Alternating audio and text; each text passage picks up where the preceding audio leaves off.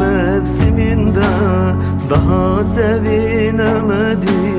Mutluluk hayalimde, solan yüzüm gülmedi. İlacı dilimizde, İlkbaharım gülümsün, kır çiçeğim balımsın. Solan yüzüm gülmedi, ilacı dilimizde. İlkbaharım gülümsün, kır çiçeğim balımsın. Gel beraber kaçalım, sevdiğim sevdiğim, aşkımızın peşinden. Sevdiğim sevdiğim, bal kokan sözlerinle.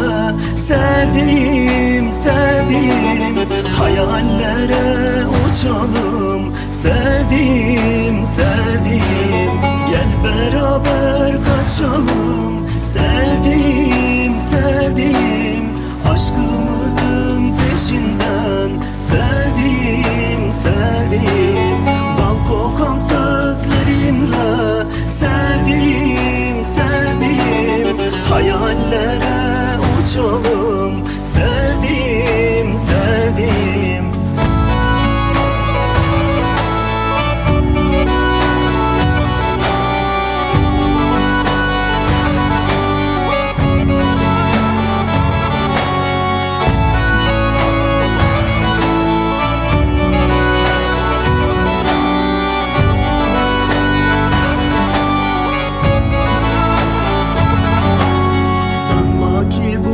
Ayrılık ömür boyu sürecek. Gün doğmadan belki de çiçeklerim açacak.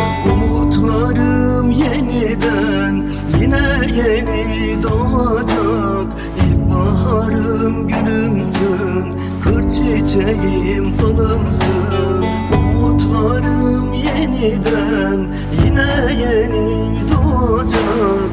İlkbaharım gülümsün, kır çiçeğim balımsın.